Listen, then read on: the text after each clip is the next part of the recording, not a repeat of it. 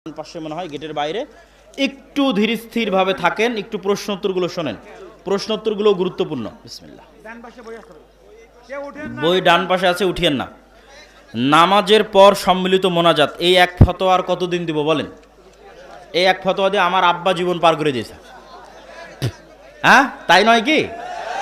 শায়েখ আব্দুর রাজ্জাক বিন ইউসুফ 30 বছর এই এক ফতোয়া দিয়ে জীবন পার হয়ে গেল। মৃত মানুষের কোনো চোর যদি চুরি করে আর বলে পৃথিবী সৃষ্টির 50,000 বছর পূর্বে আল্লাহ আমার ভাগ্যে এটাই লিখেছে, তিনি আমার ভাগ্যে তওবা লেখেনি, তাহলে তার কথাটি গ্রহণযোগ্য হবে না কেন? প্যান্ডেলের ডানে বই আছে। খুব সুন্দর প্রশ্ন। হইচই না করে আপনারা ধীরস্থিরভাবে বসে থাকেন, প্রশ্নের উত্তর দিচ্ছি। প্রশ্ন কি করেছে? প্রশ্ন করেছে যে চোর চুরি করে বলতেছে এটা তার তাকদীর। তা এখন আপনি চোরকে বলেন যে তুমি আজ চুরি না করে একজনকে হত্যা করো, দিয়ে আদালতের সামনে দাঁড়িয়ে বলো এটা আমার তাকদীর, দেখো তোমার এই হত্যার ফাঁসি বাঁচে কিনা। আচ্ছা, তাকদীর কি জিনিস? মানুষ তাকদীর সম্পর্কে জানেই না। তাকদীর মূলত আল্লাহর জ্ঞান। তাকদীর মূলত আল্লাহর জ্ঞান। আমার সাথে বলেন তো তাকদীর কি? তাকদীর আল্লাহর জ্ঞান। আমরা মনে করি লিখিত জিনিস, এটা তো অনেক পরে। এটা তাকদীরের 2 নাম্বার স্টেপ। আল্লাহর যে বিশাল জ্ঞান আছে, মহাসাগরের চেয়েও সীমাহীন অসীম জ্ঞান, সেই জ্ঞান থেকে শুধুমাত্র অল্প একটু, যেটাই আসমান জমিন পৃথিবী মানুষ জিন এই রিলেটেড, ওইটা আল্লাহ পৃথিবী সৃষ্টির 50,000 বছর আগে লাউহে মাহফুজে ট্রান্সফার করে দিয়েছে আল্লাহর অসীম জ্ঞান থেকে। তাহলে লাউহে মাহফুজের সাথে এই সমগ্র পৃথিবী এমনভাবে কানেক্টেড যে এখানে একটা গাছের পাতা পড়লো সেটা লাউহে মাহফুজের সাথে কানেক্টেড। সারা পৃথিবীর কেন্দ্রীয় ডাটা সার্ভার, আসমান জমিন এবং তার মধ্যে যা কিছু আছে তার সেন্ট্রাল ডাটা সার্ভার হচ্ছে লাউহে মাহফুজ। এই লাউহে মাহফুজ থেকে 1 বছরের ডাটা ফেরেশতাদের কাছে হস্তান্তর হয়। লাইলাতুল কদরের রাতে ফেরেশতাদের কাছে 1 বছরের ডাটা হস্তান্তর হয়। তাহলে লাউহে মাহফুজে যে তাকদীর লিখিত আছে এটা আল্লাহর জ্ঞান। এবার মানুষ যখন যে কাজ করবে সেই কাজ সে স্বেচ্ছায় করবে। আপনি যেমন একটা গেম যখন ডেভেলপ করেন, একটা সফটওয়্যার যখন ডেভেলপ করেন, ওখানে ফাংশনগুলো যখন ক্রিয়েট করেন, এই ফাংশনগুলো এক প্রকার তাকদীরের মতো, কিন্তু আপনি এটা জানেন না যে কে কখন কোন ফাংশন গ্রহণ করবে। কিন্তু যে ফাংশনে গ্রহণ করুক না কেন, সাথে সাথে ওইটার ইমিডিয়েট ফিডব্যাকও সে পাবে, ইমিডিয়েট রেজাল্টও সে পেয়ে যাবে, কেন ওটা আগে থেকে সেট আপ করা আছে। কিন্তু আপনি এটা জানেন না যে আমার কোন প্লেয়ার গেম খেলার সময় কোন ফাংশনটা অ্যাকসেপ্ট করবে, এটা জানেন না।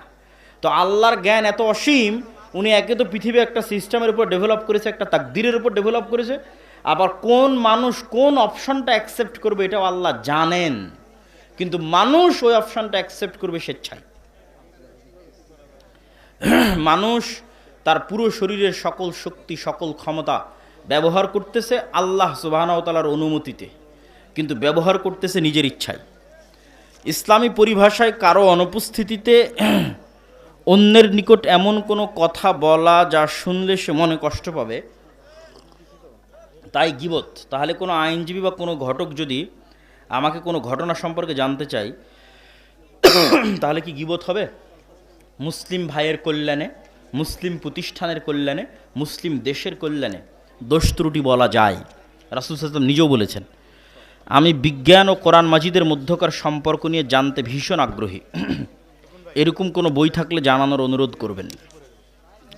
প্রশ্নটি একজন হিন্দু গবেষকের। তিনি বলেন, ইসলাম ধর্ম বলে ধ্যান করা নিষেধ, কিন্তু হযরত মুহাম্মদ সাল্লাল্লাহু আলাইহি ওয়াসাল্লাম গুহায় কেন গিয়েছিলেন এবং সেখানে তিনি কিভাবে আল্লাহর উপাসনা করতেন? সম্মানিত উপস্থিতি, সকল নবী সালাত আদায় করত। সালাত আদায়ের ধরনে পার্থক্য হতে পারে। ঈসা আলাইহিস সালাম যখন মায়ের পেট থেকে প্রথম কথা বললেন, মায়ের কোল থেকে যখন প্রথম কথা বললেন, তখন প্রথম কথার মধ্যে ঈসা আলাইহিস সালাম বলেন, ওয়াউসানি বিসসালাতি ওয়াজ যাকাতি মা দুমতু হাইয়া। আল্লাহ, আমি ঈসা আমাকে আদেশ দিয়েছে আমি যেন মরা পর্যন্ত সালাত আর যাকাত আদায় করি।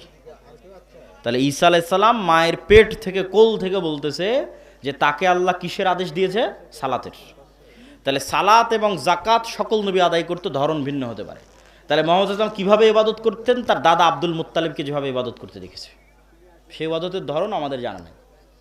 আর সম্ভাব্য হতে পারে যে আব্দুল মুত্তালিব কীভাবে ইবাদত করতো, ইসমাইলি দিনের, ইসমাইলি আদর্শের কিছু খণ্ডিত অংশ তো ছিলই, শব্দ আর বিকৃত হয়ে যায়নি, মূর্তিটা বিকৃতির মাধ্যমে ঢুকেছে। যেমন মুসলমানি অক্ষত ছিল, ইসমাইল আলাইহিস সালাতু ওয়াস সালাম এবং ইব্রাহিম আলাইহিস সালাতু ওয়াস সালামের মুসলমানি করার আদর্শ মক্কার কাফের মুশরিকদের পর্যন্ত অক্ষত ছিল।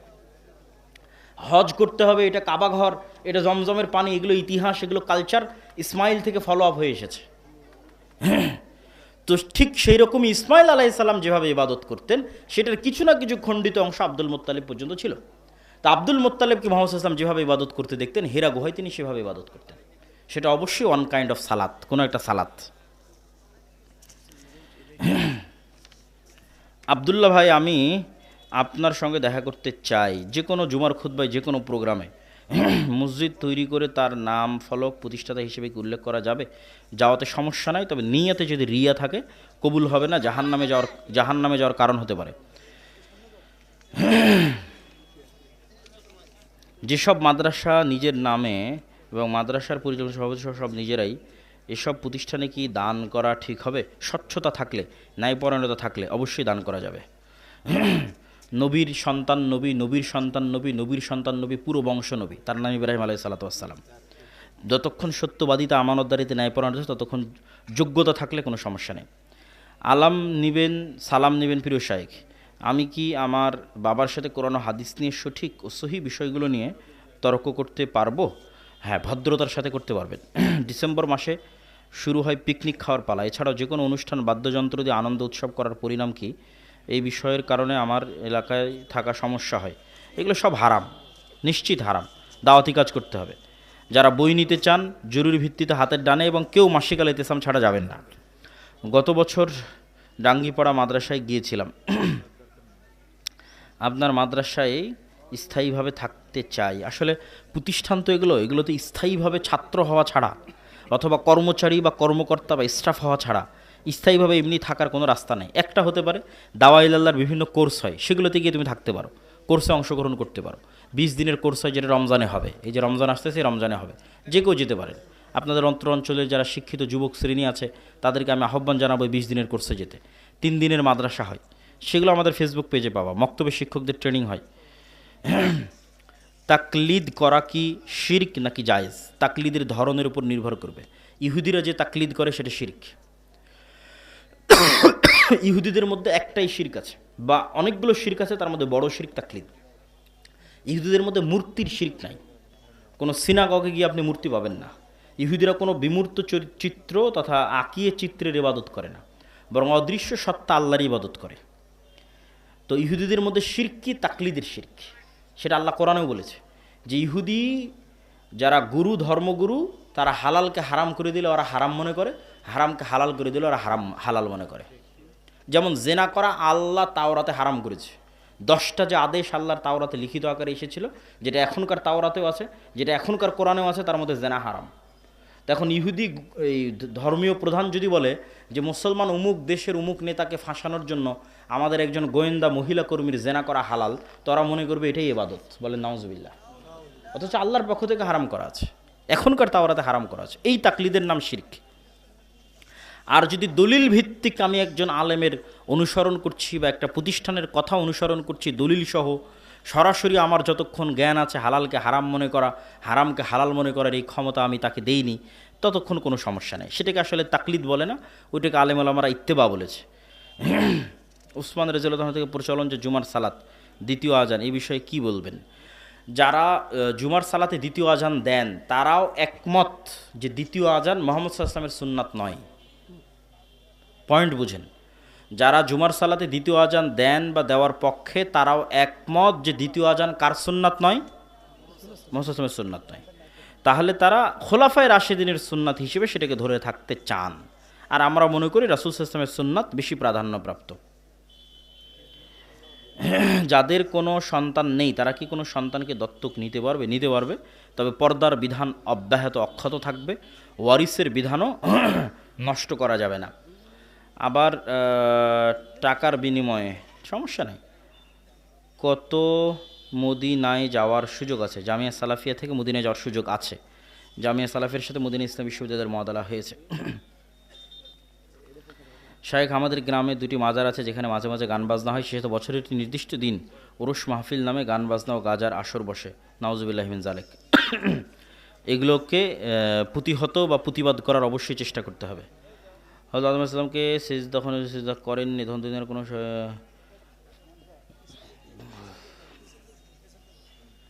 শায়েখ, দুনিয়া ধ্বংস হওয়ার পর, বিচার শেষ হওয়ার পর কি আবার দুনিয়ার মতো মানুষ একত্রে বসবাস করবে? দুনিয়া ধ্বংস হওয়ার পর, বিচার শেষ হওয়ার পর জান্নাতে মানুষ যা, চেহারা কেমন ছিল, চুল কেমন ছিল, দাড়ি কেমন ছিল, এটা জানতে চান এবং আজকের বক্তব্য আল্লাহর পথে যাত্রা, এই বইটা নিতে চান, এই বই কই পাবে? গাড়িতে নাকি না স্টেজে? গেটে, গাড়িতে। আর যারাই মাদ্রাসায় দান করতে চান তারা একটু স্টেজে এসে আস্তে আস্তে আপনাদের দানগুলো এখানে জমা দিতে পারেন। প্রশ্ন উত্তর ধীর স্থিরভাবে যাবেন। বর্তমান অর্থনৈতিক ব্যবস্থায় ব্যাংক, সুদ এগুলো হালালভাবে করার উপায় কি? বর্তমান যুগে জিহাদের সঠিক অর্থ কি? ব্যাংক সুদ মুক্ত উপায়ে লেনদেনের উপায় হচ্ছে আপনি নিজে সুদি লেনদেনের সাথে জড়িত থাকবেন না, সুদি লোনের সাথে জড়িত থাকবেন না, এটাই উপায়। বর্তমান যুগে জিহাদের সঠিক অর্থ কি? জিহাদ মানে আল্লাহ সুবহানাহু ওয়া তাআলার রাস্তায় যুদ্ধ। সেটা অবশ্যই ইমামের অধীনে হতে হবে, সেটা অবশ্যই দেশের মাধ্যমে হতে হবে। মুসলমানদের মধ্যে বিভক্তি, মাযহাব, দলাদলি নিয়ে ইসলামের অবস্থান কি? মুসলমানেরা বানু ইসরাইলের মতো ৭০-৭১ দলে বিভক্ত হবে, এটা রাসূল সাল্লাল্লাহু আলাইহি ওয়াসাল্লাম নিজে বলে গেছেন। আর এই বিভক্তির মধ্যে বাঁচার রাস্তা হচ্ছে মা আনা আলাইহি ওয়া আসহাবি। এই বিভক্তির মধ্যে বাঁচার রাস্তা হচ্ছে সুন্নাতুল্লাহ, সুন্নাতুর রাসূলিহি ওয়া সুন্নাতুল খুলাফায়ে রাশিদিন। এই বিভক্তির মধ্যে বাঁচার রাস্তা হচ্ছে কিতাবুল্লাহ ওয়া সুন্নাতুর রাসূলি। সারমর্ম হচ্ছে আল্লাহর কোরআন, নবীর হাদিস এবং সাহাবীদের আমল, এইগুলোর মাধ্যমে আমাদের নাজাত খুঁজে পেতে হবে। আমি প্রেম করে পারিবারিকভাবে বিয়ে করেছি, এই বিয়ে কি আল্লাহ কবুল করবে? আগের প্রেমের জন্য ক্ষমা চাইতে হবে। বিয়ে যদি ইসলামের নিয়ম অনুযায়ী হয়ে থাকে, আমরা আল্লাহর কাছে দোয়া করি, আল্লাহ তোমার তওবা কবুল করে তোমার বিয়ে থেকে আল্লাহ কবুল করুক এবং বরকত দিক, আল্লাহুম্মা আমিন। আমার নাম মোহাইমিনুল। মোহাইমিনুল না রেখে রাখো আব্দুল মোহাইমিন। আধুনিক প্রযুক্তি, সোশ্যাল মিডিয়া, এআই, ইন্টারনেট ব্যবহারে ইসলামের দৃষ্টিভঙ্গি কি? বর্তমান সময়ে মুসলমান তরুণদের সবচেয়ে বড় নৈতিক চ্যালেঞ্জ কি? আধুনিক প্রযুক্তি, সোশ্যাল মিডিয়া, এআই, ইন্টারনেট এগুলো থেকে বের হওয়ার আমাদের কোনো রাস্তা নাই, বরং এগুলোকে আমরা আরও কীভাবে ভালোভাবে কাজে লাগাতে পারি ইসলামের পক্ষে, তার জন্য আমাদের চেষ্টা করতে হবে। বর্তমান সময়ে মুসলমান তরুণদের সবচেয়ে বড় নৈতিক চ্যালেঞ্জ, আজকে যেটা আলোচনা করলাম এটাও নৈতিক চ্যালেঞ্জ, এর পাশাপাশি অবশ্যই অস্থিরতা, অবৈধ সম্পর্ক, সেটা একটা বড় নৈতিক চ্যালেঞ্জ। বর্তমান গণতন্ত্র অনুযায়ী এগুলো কত আলোচনা আর করবো, আজকে আলোচনাই তো করলাম সব। আমি রংপুরে চাকরি করি, মাঝে মাঝে বাড়িতে নাটোরে আসি, আমি কি বাড়িতে এসে নাটোরে সালাত কসর করতে পারবো? নিজ বাড়িতে থাকার জন্য আসলে কসর করতে পারবো না, সফরের মধ্যে বাড়ি হয়ে যাচ্ছ, এরকম সফর রানিং অবস্থায় থাকলে সেটা সমস্যা নেই। সালাফি কনফারেন্সে গিয়ে স্যান্ডেল হারিয়ে গেছে, তাই আর একজনের স্যান্ডেল নিয়ে চলে এসেছি, এখন করণীয় কি?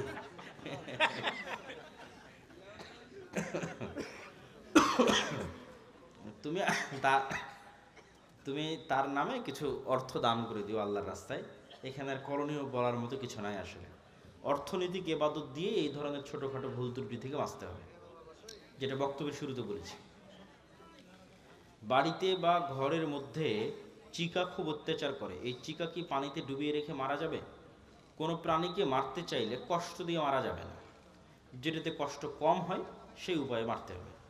বিরক্তিকর কষ্টদায়ক প্রাণীকে আল্লাহ নবী মারার অনুমতি দিয়েছেন, সাপ, বিচ্ছু এগুলোকে রাসূল সাল্লাল্লাহু আলাইহি ওয়াসাল্লাম মারার অনুমতি দিয়েছেন, কিন্তু কষ্ট দিয়ে নয়, আগুনে জ্বালিয়ে নয়। ইসলাম কি নারী শিক্ষাকে সমর্থন করে? বর্তমান সমাজের প্রয়োগ কেমন হওয়া উচিত? রাসূল সাল্লাল্লাহু আলাইহি ওয়াসাল্লামের যুগে আয়েশা রাদিয়াল্লাহু তাআলা আনহার কাছে ওমর রাদিয়াল্লাহু তাআলা এবং সাহাবীরা যেতেন মাসলা মাসাইল ফতোয়া নেওয়ার জন্য। তাহলে একটা নারী কি পরিমাণ জ্ঞানের অধিকারী হলে দ্বিতীয় খলিফা ওমরের মতো জ্ঞানী মানুষ আর আব্দুল্লাহ বিন আব্বাস, আব্দুল্লাহ বিন ওমরের মতো জ্ঞানী মানুষেরা তার কাছে যাই যে এটা বুঝতে পারতেছি না, এটার মাসলা কি হবে বলে দেন। তাহলে নারীদের জ্ঞান অর্জনের পথে বাধা হলে তো সেটা ইসলামের প্রথম যুগেই বোঝা যেত। বরং নারীরা জ্ঞানী হলেই তারা তাদের সন্তান সন্ততিকে ভালোভাবে মানুষ করতে পারবে। কিন্তু কোন জ্ঞান অর্জন করতেছে, কিভাবে অর্জন করছে, এটা হলো দেখার বিষয়। জ্ঞান অর্জন করতেই হবে, কোন জ্ঞান? যদি জ্ঞান হয় অশ্লীলতার, তো সেটা তো আমাদের সমাজকে ধ্বংস করে দিবে। যদি জ্ঞান হয় ফ্রি মিক্সিংয়ের মাধ্যমে, তাহলে ওই জ্ঞানের তো কোনো দাম নাই। ইজ্জত নষ্ট করে, লজ্জা নষ্ট করে, শালীনতা নষ্ট করে জ্ঞানের কোনো দাম নাই। লজ্জা এবং শালীনতা বজায় রেখে দিনের জ্ঞান এবং পাশাপাশি প্রয়োজনীয় দুনিয়ার জ্ঞান। একাই জবাই করতে পারবে, মেয়েরাও জবাই করতে পারবে, কোনো সমস্যা নেই। বিসমিল্লাহ আল্লাহু আকবার বললে পৃথিবীর সব প্রাণী হালাল। যা পৃথিবীর যে সমস্ত প্রাণী হালাল, তার সবই হালাল বিসমিল্লাহ আল্লাহু আকবার বললে। আধুনিক ফ্যাশন ও পোশাকের ক্ষেত্রে পর্দার সীমা কোথায়? পর্দার সীমার নির্ধারণ হবে লজ্জার উপর ভিত্তি করে। মানুষের লজ্জা কতটুকু, মানুষের লজ্জা কতটুকু, এটাই নির্ভর করতেছে এই বিষয়টা নির্ধারণ করার জন্য। আপনি যদি সৌদি আরবে যান, আপনি যদি আফগানিস্তানে যান, তাহলে প্যান্ট শার্ট পরে ঘুরতেও আপনাকে লজ্জাবোধ হতে পারে। কিন্তু বাংলাদেশে আপনাকে প্যান্ট শার্ট পরে ঘুরতে লজ্জাবোধ হবে না, ইউরোপ আমেরিকা লজ্জাবোধ হবে না। তাহলে লজ্জার মাত্রাটা কোন লেভেলে আছে? আবার বাংলাদেশে দেখা যাচ্ছে কেউ যদি হাফ প্যান্ট অথবা 3/4, বিশেষ করে হাফ প্যান্ট পরে ঘুরে, তাহলে লজ্জাবোধ হতে পারে। কিন্তু ভারতেই যদি যান হাফ প্যান্ট পরে ঘুরেন, কোনো লজ্জা নাই। ইউরোপ আমেরিকায় যান, সবাই হাফ প্যান্ট পরে ঘুরতেছে, কোনো লজ্জা নাই। তাহলে এটা লজ্জার মাত্রার উপর নির্ভর করতেছে, এক নাম্বার। দুই নাম্বার, আল্লাহ সুবহানাহু ওয়া তাআলা যে সীমা দিয়েছে সেটা তো আছে। আল্লাহ পুরুষদের জন্য যে সীমা দিয়েছে সেটা তো আছে, নারীদের জন্য যে সীমা দিয়েছে সেটা তো আছে। কিন্তু সেটার উপরেও যে আপনি বোরখা কেমন পড়তেছেন, আটোশোটো পড়তেছেন কিনা, মুখ ঢাকতেছেন কিনা, এগুলো সব নির্ভর করতেছে অন্তরের লজ্জার উপর। তো লজ্জাশীলা হওয়াটা অন্তরের বিষয়। আপনি বোরখা পরে পুরুষ মানুষের সাথে কথা বললেন, এটা তো পর্দা হলো না।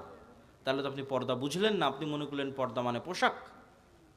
পর্দা মানে তো পোশাক নয়। পোশাক পর্দার একটা অনুষঙ্গ, এবং বেপর্দা অনেক বড় শাস্তি।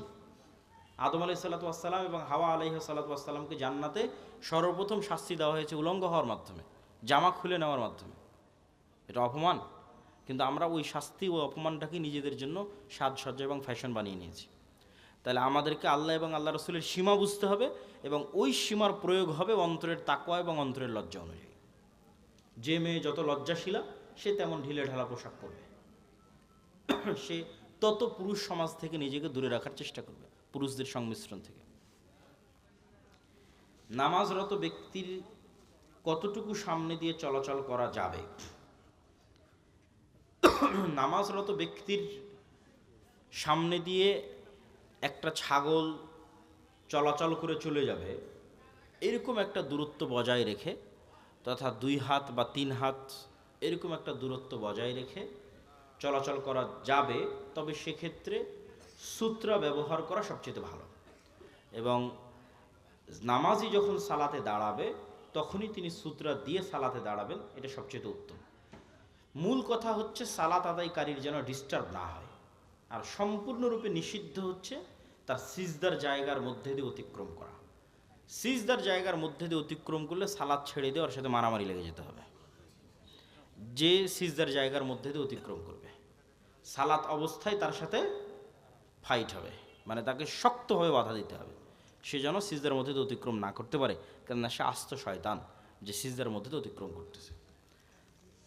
সালাত আদায়কারী ডিস্টার্ব হয় না, এরকম দূরত্ব বজায় রেখে যেতে হবে। আমাদের কর্জে হাসানা প্রজেক্ট সম্পর্কে একজন জানতে চেয়েছে। এটা আমাদের একটা পরীক্ষামূলক প্রজেক্ট, যদিও উদ্যোগটা অনেক সুদূর প্রসারী।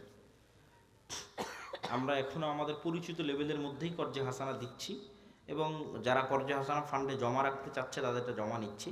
ধীরে ধীরে আমরা এটা বাড়াবো ইনশাল্লাহ। এক পরিবারে ছেলে ও ছেলের বউ নামাজ পড়ে না, ওই ছেলের খাবার খাওয়া যাবে, পোশাক পরা যাবে। মেয়ে সালাত পড়ে না, তার পোশাক দিলে পরা যাবে। মেয়ে জামাই শুধু খায় এবং ঘরে খাবার খাওয়া যাবে। সালাত যদি একদমই না পড়ে, মানে 5 ওয়াক্ত সালাতেও নাই, জুমার সালাতেও নাই, তাহলে এটা পরিপূর্ণরূপে কাফের। তো এতে সন্দেহের কোনো অবকাশ নাই। খাতাম আল্লাহ আলা কুলুবিহিম, আল্লাহর অন্তরে মোহর মেরে দিয়েছে। সালাতে অবহেলা করে, ওয়াইলুল মুসাল্লিন আল্লাযীনা হুম আন সালাতিহিম সাহুন, পড়ে নিয়মিত নয়, চেষ্টা করে, বাদ চলে যায়, এরকম ব্যক্তিকে সরাসরি কাফের বলা যাবে না, ফাসেক বলতে হবে। তার সাথে খাবার গ্রহণ করা যাবে। আর একদমই সালাতের কোনো নামগন্ধ নাই এরকম মানুষের বাড়িতে যাতায়াত করা, তাদের বাড়িতে খাওয়া দাওয়া করা উচিত নয়, বরং বয়কট করাই উচিত। আসসালামু আলাইকুম। আসসালামু আলাইকুম শায়েখ, মাগরিবের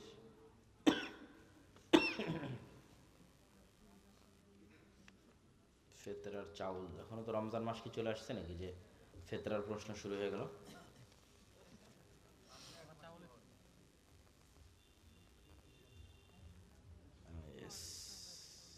ইসলামী ফ্যামিলি পেজ, ঠিক আছে। প্রশ্ন উত্তর মোটামুটি শেষ। আমরা বৈঠক শেষের দোয়া পড়ি, সুবহানাকা আল্লাহুম্মা ওয়া বিহামদিকা আশহাদু আল্লা ইলাহা